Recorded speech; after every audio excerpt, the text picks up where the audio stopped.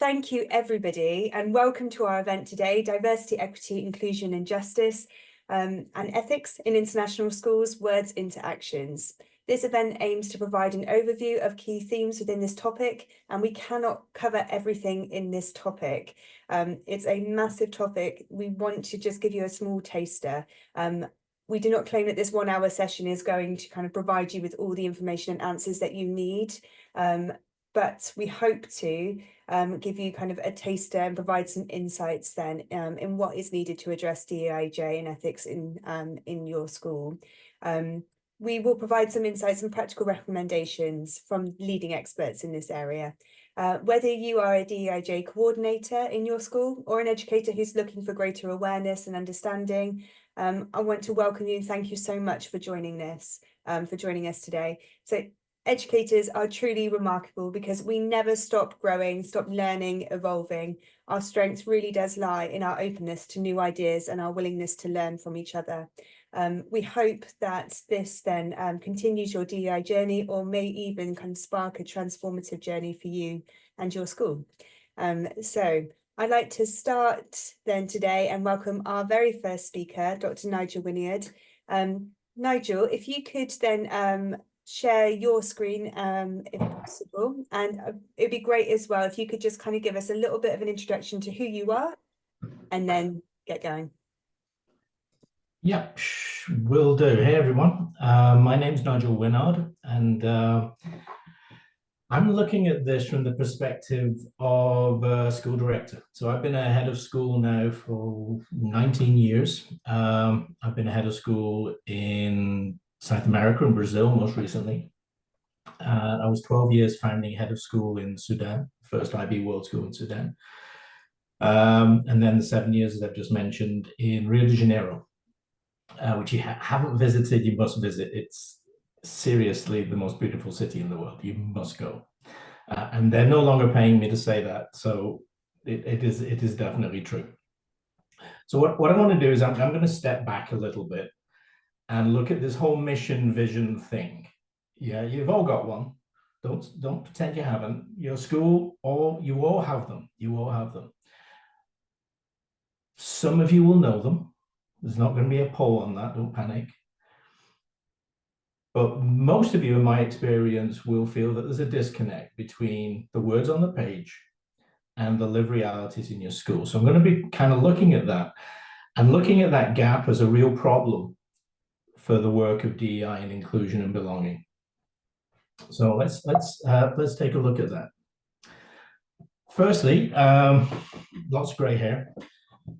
I've been in this business now. I've been overseas for 27, 28 years.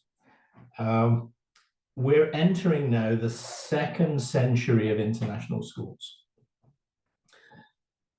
Over 100 years. École Int claims to be the oldest, although the good people at Graded in Sao Paulo would argue that they're 4 years older.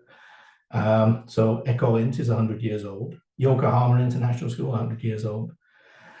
But it's only really been in, I think, the last 15 years that there's been this massive proliferation of international schools. So let's just try and get a sense of the scale. We got people from all over the place. And kudos to the person who's joined us from Australasia, by the way. Seriously, I don't know what time it is with you, but thank you so much for keeping up so late. So here we go. This is ISC's latest data. And they only provide data on English language schools, because that's another whole piece of this DEI thing. In international schools is we tend to end up filtering into English language-based schools, but there's a whole bunch of Italian, German, Dutch, etc., international schools out there. Well, 14,000 schools. Okay, 14,000 schools. Nearly 7 million students, so a lot of students. 664,000 teachers. Now, bearing in mind, these are English language medium schools, so the majority of those teachers are English first language, English second language, but have learned English in some way, shape, or form. But this is the one that always hits me. $60 billion of fee income. This is a massive market. This is a massive market. And this market is relatively new. The reason I mention that is that one of the key players in this whole business is the urge to grow. rather than the urge to evolve. And that urge to grow puts a lot of pressure on things that compromise ethics sometimes. So many of you may be familiar with this quote. Even the most rational approach to ethics is defenseless if there isn't the will to do what is right. And one of the challenges as a school director, as a head of school, is trying to surface the will to do what is right amongst all constituencies. Because one of the wonderful things about being human is we're all right, aren't we? No matter what we believe, we think we're right. And one of the problems with that is your right and my right may not coincide when it comes to matters that many of us have encountered as we've done this work on inclusion. So one of the things I'll talk about a little bit later is the problem of language. But the will to do what is right is also something I would encourage you to ask in your schools. Do we actually want to do what is right? And then are we going to do what is right? They're not the same thing. So we're going to do a little test. Now, there are two researchers I'm very fond of, Gallimore and Goldenberg, and they did some work in the late 90s, early 2000s in Los Angeles. And they were particularly looking at the experiences of Latino youth and in particular dropout rates. And during their work, they came up with this you know what it's like with researchers, they put in like years and years of work and out pops this surprisingly simple thesis. And their thesis is pretty simple. Schools or organizations can be thought of as having a cultural model and a cultural setting. And your cultural model is basically what you say about yourself. This is who we are. It's your prospectus. And your cultural setting is actually what you do, how you behave, and the lived experience of those within that culture. The screen did change. There's a little minus sign there. Now, many schools have a deficit between cultural model and cultural setting. What we say does not live up to what we do does not live up to what we say. And then there are some schools who say, you know what? Hey, we got it nailed. We say this, we do this. You can speak to anybody, walk down the hallways, look at what's on our walls. You'll see it. I've rarely come across a school where their cultural setting exceeds their cultural model, where actually their lived experience is actually superior to what they say about themselves. You typically don't tend to underplay yourself in school marketing, for example. But this is where DEI often sits, is that there's a conflict, not just a deficit, but a conflict. The cultural model is at odds with the cultural setting. We are an inclusive school, etc., etc. We welcome everybody, provided you can afford to pay. We're an inclusive school, we're an inclusive school. And the prospectus seems to have quite a few children of color, but I've just been up and down these hallways for the past 20 minutes and I'm struggling to find them. So sometimes cultural model and cultural setting can be at odds. Claire's going to help me out here. We're just going to do a quick poll. It's a quick one. You got 30 seconds on this. You got to go fast. One choice. Does your school pass the Gallimore-Goldenberg test? Yes, mostly, sometimes, not really.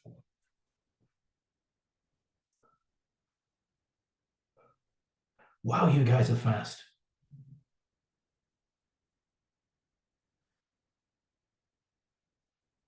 Okay, are we there, Claire? Oh, 3 seconds. 1 second. Okay, we're done. Thanks, everyone. Okay, you can all see the results on the screen, I'm guessing, yes? So sometimes some of what we do conflicts with what we say about ourselves, but mostly what we do matches with what we say about ourselves. That's kind of the sweet spot that people seem to be sitting in. There's 3 schools out there. Yes, what we do matches what we say about ourselves. That's awesome. Wherever you need to tell your story. Tell your story to anybody who's listening. And then the 17 of the 81 respondents, not really much of what we do conflicts with what we say about ourselves. That sadly is pretty common. That's pretty common. And there are good reasons why, understandable reasons why. There are some perhaps more suspicious reasons why. So let's have a look at that. Now, I mentioned you all have these mission statements. Claire, you're going to have to keep me honest on time because I'm going to fly way over if I'm not careful. So I'm going to go fast. International School of Everywhere. Yep. Famous school. And this is pretty much most mission statements that you've ever seen. We will inspire our students to achieve academic success and personal growth with the passion to become globally informed citizens who contribute to the advancement of humanity with integrity and compassion. It's awesome. I want to work there. It's fantastic. So let's look at this from a cultural model point of view. We will inspire our students. Okay, you're going to inspire all of them? I want to see differentiated instruction in that school in every classroom, and I want to see kids with their eyes lit up, and I want to see surveys where the kids are saying, I am inspired. Achieve academic success.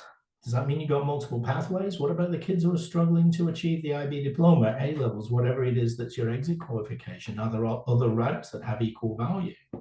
Or are they secondary, lesser, somehow not as good? Personal growth, always love that one. Anything that pertains to character education. And the single question I ask is this: can everyone bring their whole selves to your school? Or are they going to leave something at home? Become globally informed citizens. Okay, this is a tough one. I saw there were a few questions in the chat about recent events in the UK with riots and whatnot.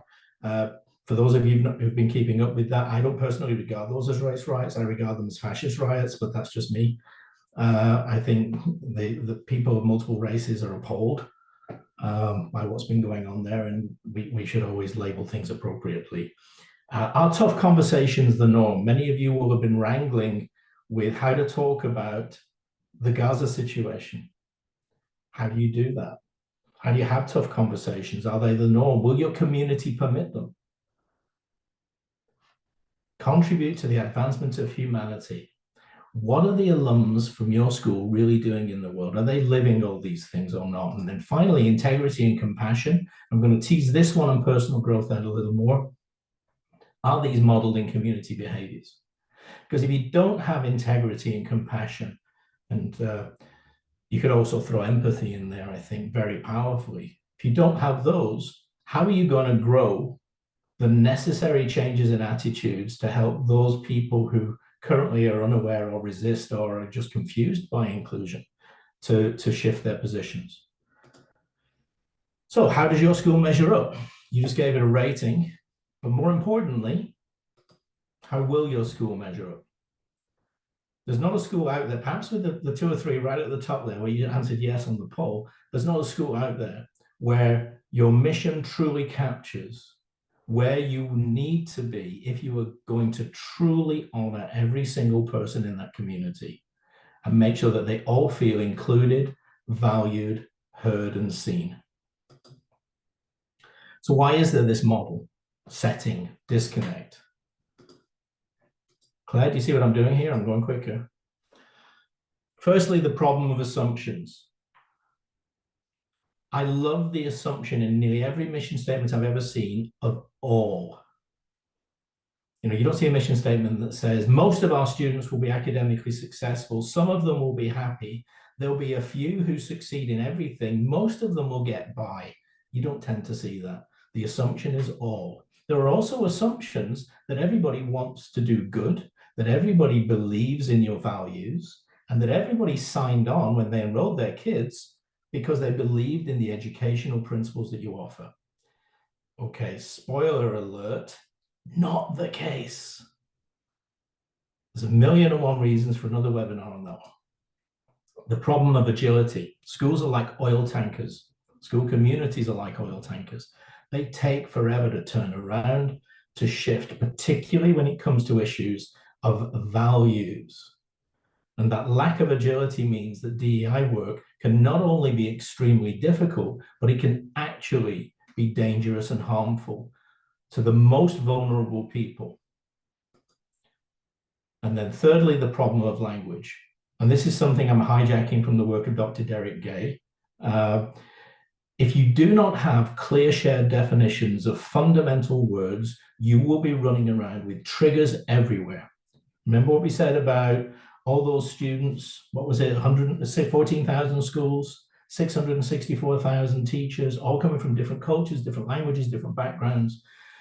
The word inclusion, belonging, diversity, equity, justice, they all mean different things unless you have written clear definitions and you actually teach your community. This is what we mean when we say everyone included. And by the way, if you want to see an example of probably the best, most powerful mission statement of a school I've seen in my 30-odd years as an educator, International School of Brussels.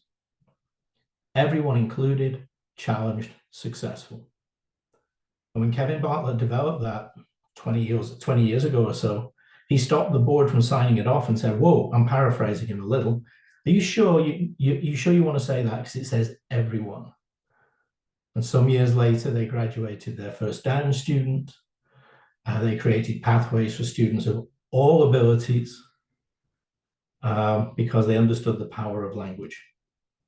So 100 years, still counting. We got a long way to go. The work that's being done in schools is phenomenal. Panelists, I'm sure, will get into why this was not really a massive thing until 5-6 years ago. But we got to ask ourselves some important questions. If we really believe in this, why has it taken us 95 years to get to this point? And then right at the end, there's some reading for anybody who's motivated. Claire, I'm done. I went over, I apologize. You did fantastically. There was so much to include there, Nigel. Thank you so much for that really quick kind of run through. But I think a few people have said in the chat as well, what brilliant kind of demographic you had there to kind of that graphic to share with us. And we'll make sure that these notes then are available post-recording as well. Very quickly, before we move on to our next session, Nigel, I wanted to ask you just one very quick question from our long questions that we got from the submissions. Why is practice so different from ideals taught in school? I'm tempted to give a glib answer and say, well, it's humanity for you. We see it at the micro, we see it at the macro, we see people standing. I was watching the Democratic convention and absolutely awe-inspired by some of the speeches. And then I was thinking, the America that I've experienced as well is so at odds with what was being said there. Why is there this disconnect between what we say we believe and what we actually do? Because I think doing the right thing is hard. And I think not only is doing the right thing hard, is that when you work in schools, you are not autonomous. You're at the center of this nexus of sometimes competing forces, parents, students with different priorities, pushing for grades, pushing for happiness, pushing for balance, pushing for singularity. Then you've got the board who may be pushing in other directions. You've got leadership pushing in other directions if you're an educator. And I think all of those pressures lead to, the line of least resistance, which sometimes can be at odds. And to be somebody, one of those wonderful people who's prepared to kind of down tools and say, no, this conflicts with my values, I think good on you if you're able to do that. I think it's horrible if it ever gets to that point. But I think fundamentally, if you can get an alignment of power in a school, you are more likely to get an alignment of what you say and what you do. And by that, I mean an alignment that starts with the board. The board have to not get behind the language of DEI. They have to get in front of it. They have to be the cheerleaders for it, because otherwise there's an African-American educator in a classroom who is exposed. Because if they are doing the work and they get attacked by a powerful parent or something like that, has the power structure got their back? So that's why, from my perspective, I think we always must start with the board. There's other work that has to go on. There are areas of what Dr. Gay calls egregious harm that have to be dealt with here and now. They can't wait for policy, but you have to get your board on board. Thank you so much, Nigel. Thank you so much for sharing. Okay, we're going to move swiftly now onto our next session from our sponsor, The Day. Thank you so much, The Day, for sponsoring this event. And we'll talk a little bit more about them and offer you some information about The Day throughout the chat and after this as well. So I'm going to hand us over now. Welcome to Matthew, Bosica and Paul Moore-Bridger, who are going to be leading our next session. So Matthew, if you're happy, could you then share your screen if you want to, or if you want to do it this way, that's entirely up to you. Yeah, that's wonderful. I mean, I don't have a screen to share, but I would say that Dr. Winnard couldn't have set this conversation up more perfectly from some of those really critical points that he just shared. So yeah, we're here to talk about diversity and why it matters, and to address that gap that Dr. Winnard mentioned, and also to live up to the ideals of maybe even school like International School of Brussels, which seems like a really great starting point. So yeah, I'm here with Paul today, but we're just going to have a conversation about it. And yeah, I hope it keeps the chat active because we'd love to hear what other teachers have to say. But yeah, and Paul, you can introduce yourself. But yeah, we're gonna just get it going because we have 10 minutes. And really the initial question to talk about diversity is, what does diversity mean in the context of a classroom, and how can we approach it? Okay, thank you for that. Well, I just said my experience does come from the classroom where I still am. I'm literally in a classroom. If someone walks in, apologies, I've tried to lock the door, so hopefully the cleaner won't. Anyway, but I'm in Vietnam. I've been here for a couple of years. Prior to that, I was in an international school in Birmingham in the UK, so an IB World School there. So, great question. Obviously, my background is in philosophy and theory of knowledge, actually. That's what I've been a teacher of. And so, naturally, I always ask when I get thrown a question like, what is diversity? What does it mean in a classroom? I want to say we've got to break that down. And one area I think I can talk about is when we think about diversity in terms of diversity of kind of thought and opinion. Now, obviously, we think about other markers of diversity that are extremely important. And it's, I think perhaps this is one area that perhaps doesn't get enough attention, perhaps. And why I think that's the case is that in a way, true diversity embraces every kind of thought and perspective, or at least should be inclusive towards different kinds of thoughts and perspectives, including actually, I'd have to say, perspectives that challenge yourself. And why I think this is a good ethical discussion to have is that truly a kind of an ethical, responsible attitude to your own thoughts and opinions includes having conversations with yourself, which have a multiplicity of different voices within them. So this is all for me about creating conditions where a multiplicity of perspectives can be heard in your classroom so that everyone feels like they can speak, and also that you yourself take the responsibility for your own opinions and having thought about them. So it's a kind of conversational idea of, I guess, the community of inquiry in a classroom, but also for your own kind of thoughts and opinions. So for me, it's all about multiple perspectives. Wonderful. And more specifically with The Day, and just for everyone who might not be familiar with The Day, we're a whole school resource that turns the news into lessons. We help students find their voice. So Paul, like, how does The Day help you get your news thinking, help you get your students thinking about the importance of diversity? Well, I tell you what, one of the things that it does, and this might, I just noticed a question popping up in the chat there about how do you prevent the diversity of opinion, as it were, being harmful? I think one of the really interesting things about something like The Day or other news outlets, if they're respectable and for this kind of educational purpose, which The Day certainly is, that the information that you're getting, the information on which you're basing your perspectives, that you're having your conversations around, is kind of, well, we'd say reliable. We're quite pleased with our journalists at The Day, but so that's a good basis. But what then you've got as a setup, which I do like about The Day, is that you have an article, short article, a few different, and then you're given at the end a few different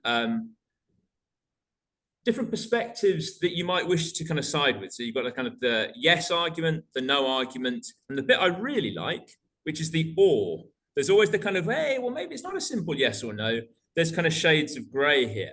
And this is where, actually, if we want to get serious about this, that kind of realization that anything that is going to be coming under the topic of diversity as such, if we think about the things that might require conversation, require thinking about, it's going to be the more tense, the more difficult things, like the riots in the UK, the fascist riots, whatever.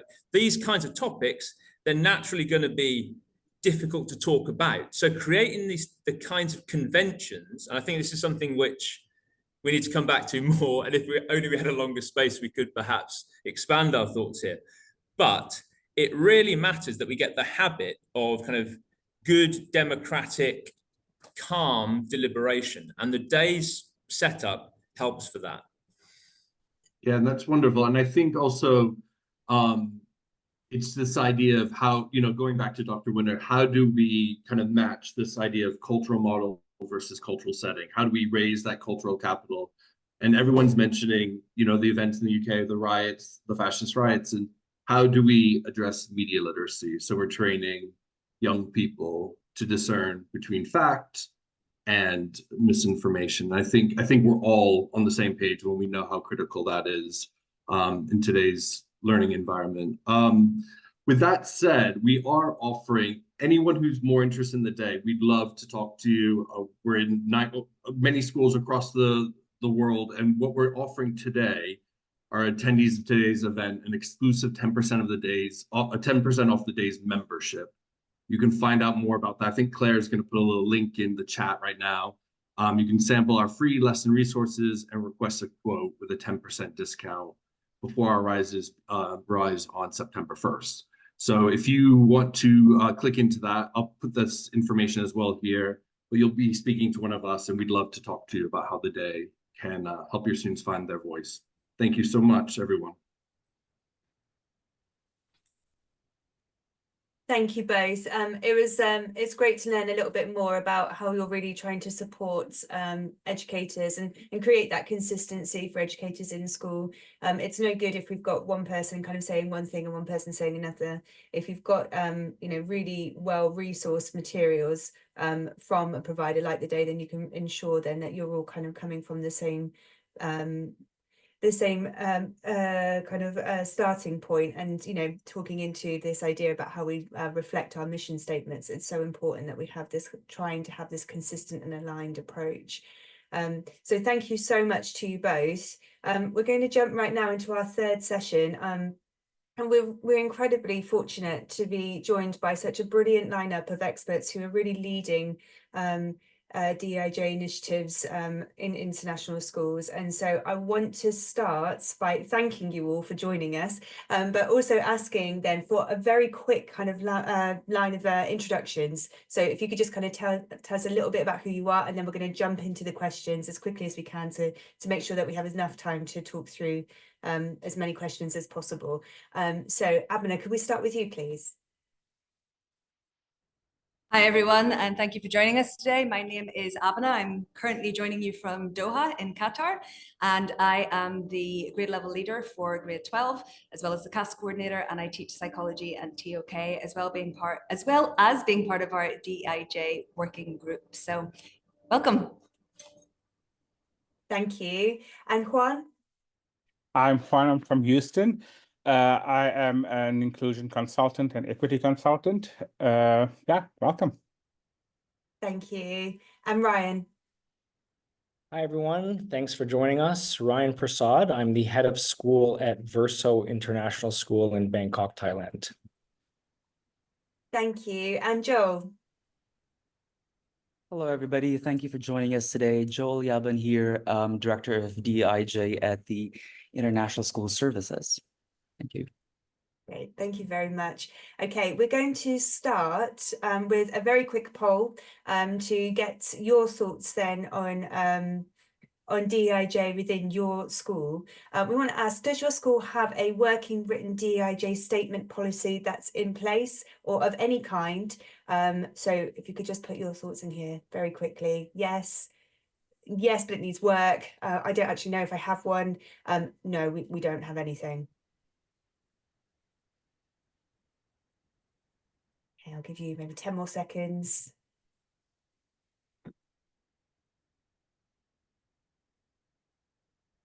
Okay, I'm going to end the poll here.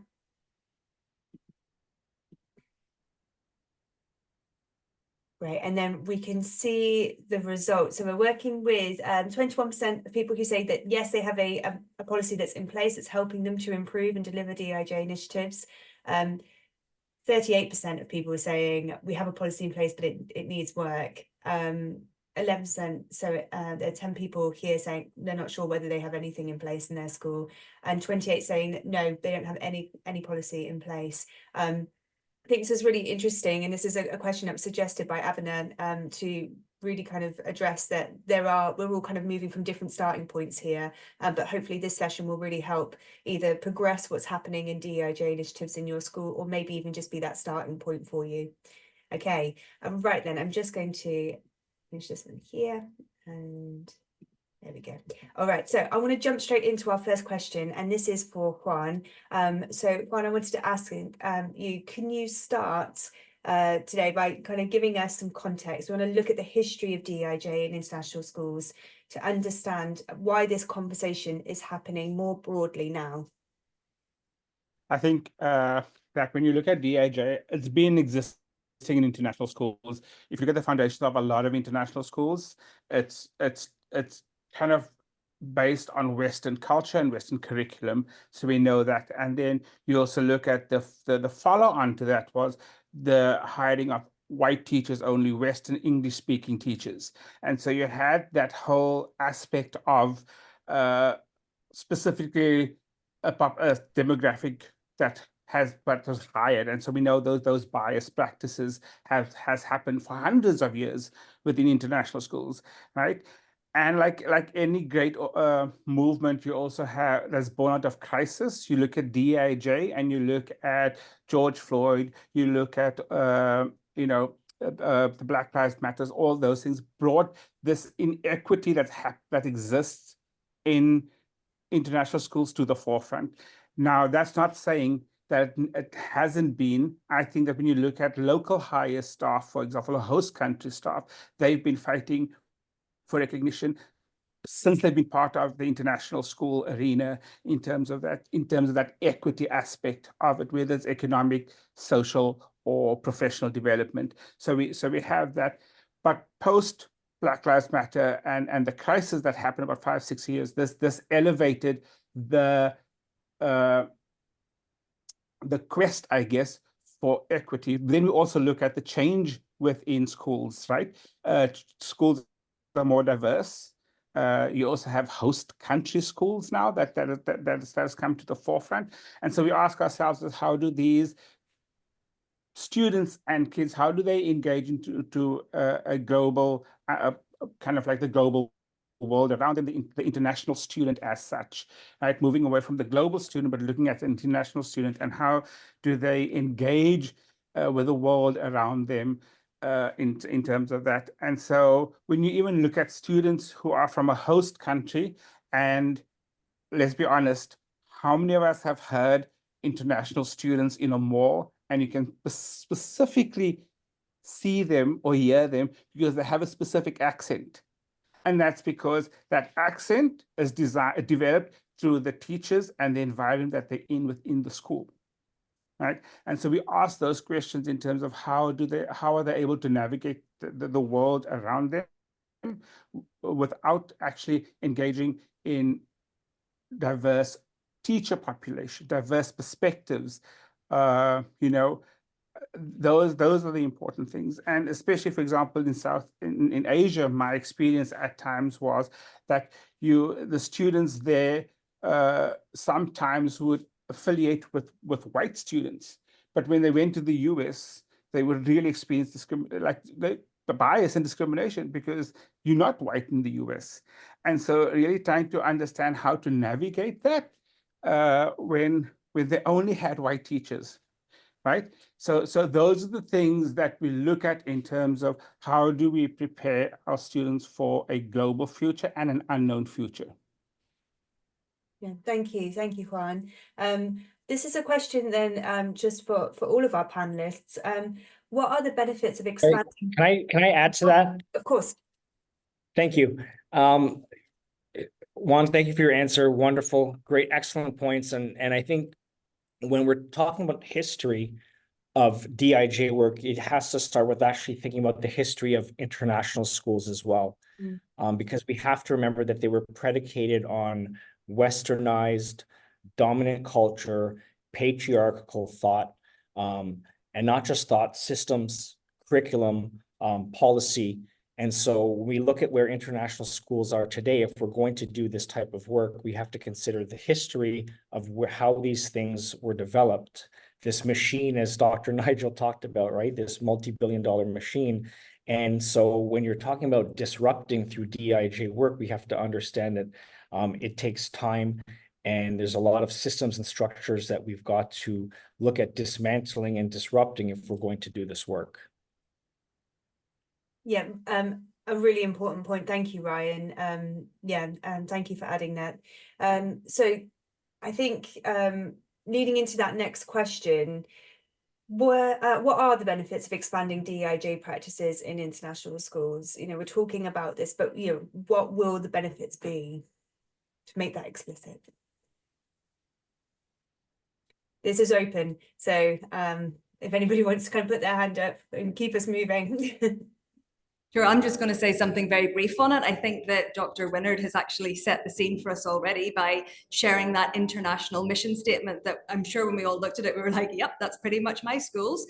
And I would say that the benefit of having these conversations is that it is impossible to get to that anywhere near that mission statement unless we're acknowledging that these topics need to be discussed, that we need to be moving forward together, that we need to have a common understanding of what this better world looks like, because that is exactly what DEIJ is all about. Another aspect in terms of the DEIJ is a child safeguarding. If we talk about protecting our students, we got to protect all students. And students of color, we know, experience a higher rate of, for lack of a word, bias, discrimination, you know, in their school environment. And so having a DEIJ, we truly then are talking about creating an inclusive school and a safe school. Because if you're not safe, you can't learn. Yeah, really good points to make, and yeah, and you know, we understand that it will be beneficial if all students feel safe and comfortable, and that yeah, what we're saying actually matches what we're doing. Thank you. Abena, you're going to lead for our next question. How do you set the tone for conversations around DEIJ, knowing that topics are often sensitive? I think starting there by acknowledging the sensitivity and really thinking about the fact that emotions are going to come up. There are going to be people who are passionate about this. There are going to be people coming to the conversation who have had a lot of experience in reading, and there are going to be people who as a colleague said to me today, what's DEI? So acknowledging we've got that full range of people and that emotions are going to come up, and not just preparing our community for it, but preparing ourselves for it as facilitators, because we need to figure out like how are we going to deal with this. And certainly as facilitators as well, we need to have an awareness of the population that we're in and the community. And obviously being here in Qatar, we have some very special restrictions about things we can talk about and things we can't talk about. There's certain stigmas around things, which in other schools I would have been able to talk about quite freely. So understanding your context, I think, is key. But then also acknowledging the different perspectives. So we're acknowledging experiences and knowledge, but also perspectives, because we can't possibly know what everybody's lived experience is. And I think that question earlier about how can we kind of embrace all perspectives without causing harm is one that we really have to consider carefully. And maybe that starts with setting some ground rules, and for doing that, protocols and protocols can be really, really helpful, and routines. Somebody I saw in the chat talked about visible thinking routines, and they're certainly one tool that we can use, but there are many out there. We have to promote safety and make sure that everybody is heard. And we actually had a session today in school, because I've just come back, this is our second day, and we have Crystal Solomon with us, who is a DEI consultant. And she was reminding us of the words of Ochin Powell and some of her research partners about how everyone in the school needs to feel safe, loved, heard, and successful. And I think that's a really worthy goal to bear in mind. Empathy is absolutely key. And I think that as well can be quite hard when we're passionate about the topic that we're talking about. I have been in DEI conversations where people have been shut down without compassion, without empathy. And I think that that doesn't help us. Yes, it might help us feel that we are upholding the standards that we're trying to reach, but at the same time, we have that diversity of backgrounds, we have that diversity of knowledge. And people have at times asked me questions where other people later have come and said they were really angry that I was asked that, such as, well, why is it a problem to be colorblind? Which I will have a conversation about, but then other people get upset that that question was even asked. But we really, really have to understand where people are coming from and look at the intention rather than perhaps the clumsily phrased question, perhaps the term that they didn't realize we should have moved past by now. So I really think it comes from active listening, from facilitation rather than domination. By educating and informing not only ourselves and our community, but like keeping that as a goal that we have the whole way through the conversations, and to know that this is not a day's work. This is not a week's work. This is never going to end. It's an evolution, and we hope that we move ever closer to that goal, that we call each other in rather than out, and that we lead from the front. We show that vulnerability that's needed. We talk about the difficult things. We don't sidestep them and avoid them and brush them under the carpet, but we really embrace them and find the language together and the vocabulary so we can all access it and really move forward and develop our DEI practices. Thank you, Abena. You've expressed that so clearly. Everything you were saying there, I can see everybody kind of nodding along in the chat. You've mentioned some fantastic points. Thank you so much for such a thoughtful answer. I think we're going to move straight into our next question from Ryan. To Ryan, excuse me. What role do school boards and leadership play in DEIJ practices? How do you engage and educate parents who may be resistant to DEIJ initiatives? How can school leadership actively support and promote DEIJ initiatives within the school environment? It's a big question. Yeah, it is a big question. Thank you for asking it. So I'll start with leadership. I think it's really important for leadership to engage with the community. They have to engage with the students. They have to listen to the students. They have to hear the students, and they have to work to educate themselves. It can't just be the DEIJ or DEI or DEIB's committee's work. It has to be the work of everyone.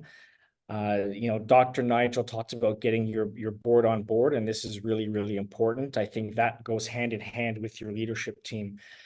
Your leadership team's got to be able to do some bias work as well. I think it's important for anyone on a DEIJ committee and all the teachers in your school, the board, leadership, to be doing that type of bias work so you understand your own perspectives, your own biases that you come to the table with. Also, leadership has the power to fund the work. We know this is really important. I think the board does too. You want to make sure you get this into your strategic plan so it lives on, right? It can't just be a one-off. It can't just be a 1 year, right? We just heard that it's got to be long-term. So getting this into your strategic plan makes it live. When it's in your strategic plan, it also makes sure it's going to get funded, because we know that things that are in those strategic plans get funded. And then you want to look at policy as well if you're on the leadership team or you're working with your board who eventually might approve policy for your school. Making sure it's in policy means you actually have something to back you when you're doing the work, and that's really important as well. The other thing I think when it comes to the parents is that you want to make sure you educate them as well. It's really important.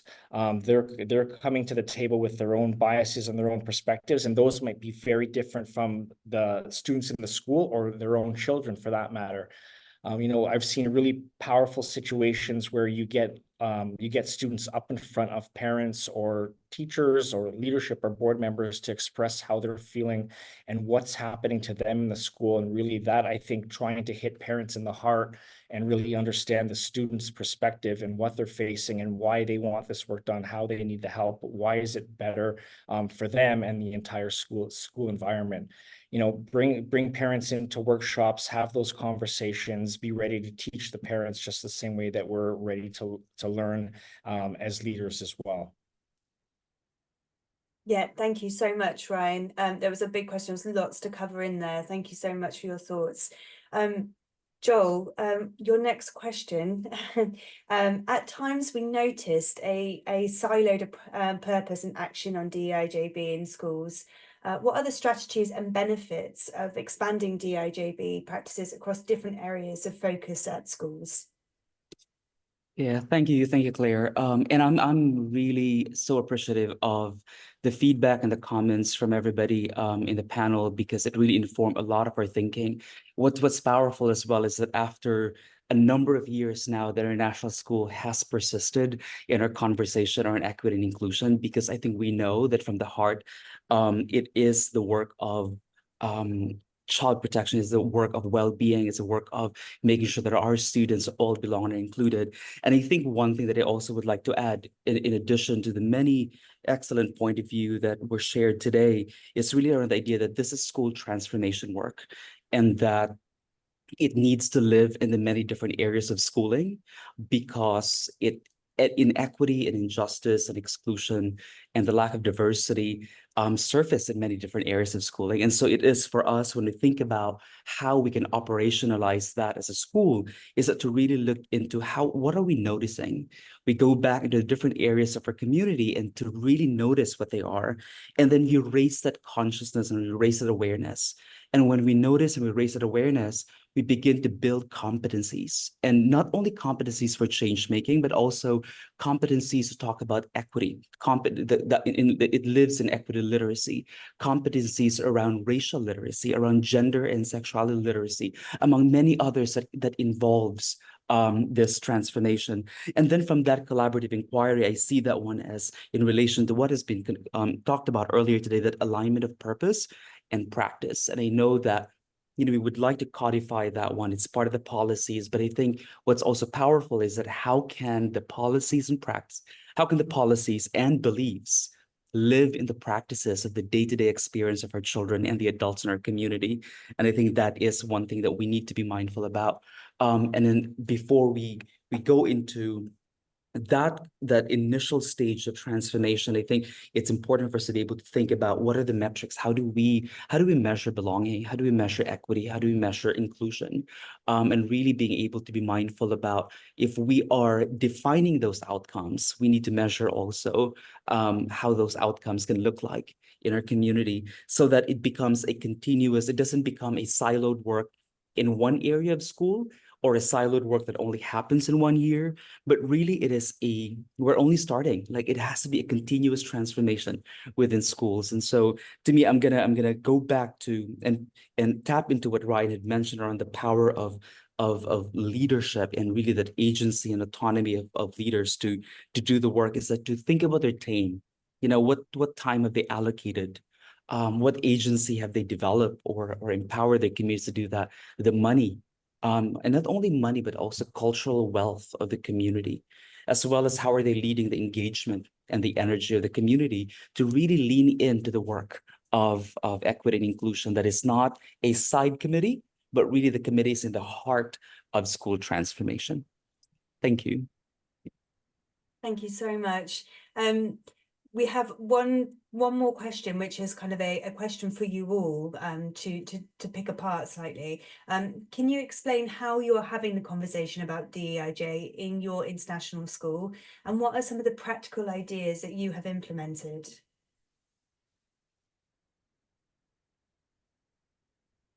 Should I direct this at somebody, and then we'll all start adding our thoughts? Ryan, if I direct that at you first, please. Yeah, no problem. Why did I think that was going to happen? Yeah. So I'm in my second year here as head of school. I'm just finishing up my Ed D in DEIJ, and my topic is actually what leadership teams need to do to move this work forward. So it's been a great journey for me. Now's the time I get to put it into practice. So in my first year here, I held back. I really wanted to be cognizant that this wasn't Ryan's work as the new head of school. I had to understand the fact that as a new head of school, new school, new country, I had a lot to learn. I had to come in here and I had to listen. I had to understand the culture. I needed to understand the leaders I'd be working with, the teachers. So we really didn't do anything and as much as I wanted to get going. We're a new school as well. We're just starting our 5th year. We don't have any policy around DEIJ. So there, of course, and there's lots of room for growth when you think about curriculum connections as well. So we developed our first strategic plan last year. We made sure that inclusion and belonging, I went broad context. I didn't use the terms DEIJ. I wanted to go broader and make it more palatable for the community as well. So I went with inclusion and belonging, and that's now part of a 3-year strategic plan. So now I know it's going to be funded. Now we're going to start up committee work this year. We're going to have a committee around it, and then we'll be able to start really digging in and moving things forward. So that's where our school's at. And you know, I'm sure everyone's going to have a different story and a different part of their journey. I'm glad that's been brought up already, because I think it's so important to think about, especially because we're in such a transient profession, where you know you might do some really good work for 2 or 3 years in one school and move to another and nothing's been done. You're thinking to myself, oh my gosh, I have to start again. But you have to look at it as an opportunity to just learn and engage and learn from the mistakes you may have made from the past, and then move that new community, be part of moving that new community forward. So I'm also excited to hear what the other panelists have to say in terms of where they are in their journeys. Thank you. Yeah, thank you. Okay, Abena, could you tell us a little bit then about where you are in your journey? Sure. So much of what Ryan was saying there just so deeply resonated. I'm just here in my 3rd year at the school. And as you mentioned, moving from a school where this work has started to where really people don't even know the terminology has been quite an eye-opener. And obviously a great sign that I have a lot of learning to do in terms of where I am and the community and their attitudes towards this kind of conversation. So the head of school came in a year before I did, and he had noticed as well that the DEI conversation hadn't started, and one of his first initiatives was to create a strategic plan, because that hadn't been in place already. So within that strategic plan, there are some points that address DEI, but as a standalone objective, it hasn't yet been finalized. But certainly I was having a conversation with him earlier today, and he talked about how that's definitely where we want to go. And I mentioned Crystal Solomon earlier. She's working with NFI today, but we are going to be engaging her to help us in this work as we move forward. Last year, we did form a committee for DEI. That was, I saw in the chat somebody asking about, you know, how do you not just make this an echo chamber of people who are passionate about it? And our work was to kind of make an assessment of where we are, where we perhaps could think about going, and then give recommendations about how the school can get there. So that's kind of where we are at the moment.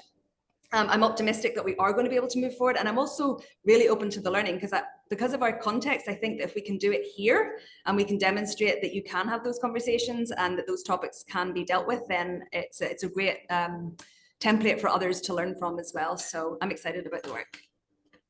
Thank you for sharing. And Juan, I know that your circumstances are slightly different, but could you explain to us maybe some of those practical ideas that you can implement then in your setting? I do think that having conversations and keeping conversations going is really, really important. I think the other part is that those who are hosting and having conversations feel protected to have those conversations.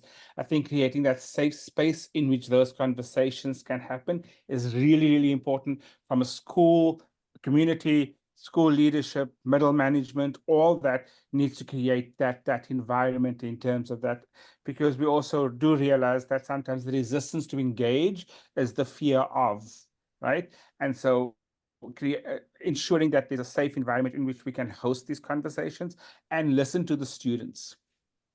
I'm going to be really honest, listen to the students. They are the people who live this experience day by day by day. Your students should inspire you to move this work forward, no matter what document, no matter what, you know, this it's for the students, and we should always keep that focus. It's focus on the students and listen to the students. Thank you so much. Joel. Sorry, I'm straight to you. Yeah, Joel. No worries at all. Yeah. With international school service, it's a different context. We support many different schools and organizations. We partner, we collaborate with schools and organizations across the world. It's really about focusing on building leadership competencies so that the leaders who are there in the schools can continue to lead the work in their own context. So we have gathered a number of facilitators from the community who has been engaged in leading DEI work in their own context, and then share that out loud. So building those community of practitioners, and then also really empowering different communities to do the work on their own, because agency is powerful in this work. And also the understanding of context is so different in different schools. And so we are there to support that in building that in the community. And so, yeah, through the Learning to Action program at ISS. And then we're also beginning to really look into the work that we do within senior leadership team at ISS, as well as the board at ISS, and what are the commitment and practices that we need to develop, and what are the metrics that need to be defined in order for us to be able to take action around those metrics and purpose. Yeah.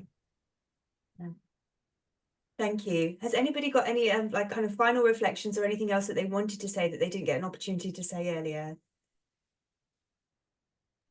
I think I just have one more, just looking at the chat and seeing the questions that are coming up that are they feel like that people are looking for one-line answers, and unfortunately we just can't provide that. We don't know your context. We don't know, if your school is open to these conversations. We don't know your starting point, but I think probably a good rule of thumb is to start the conversation somewhere in your school if it hasn't already.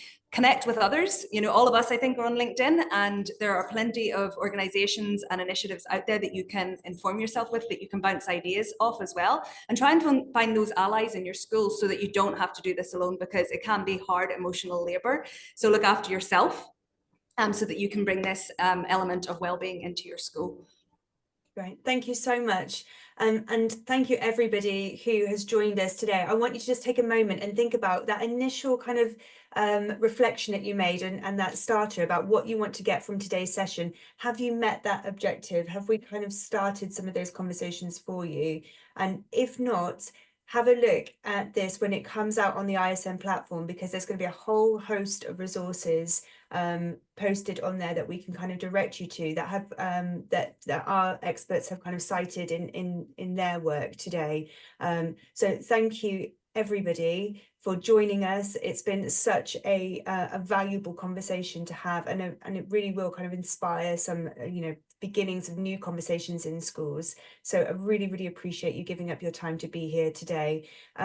Certificates will be sent out as soon as possible. Thank you, everybody. We appreciate your time. I really hope that this has been useful. Yeah, all resources will and citations will be kind of released on the ISN platform underneath this recording.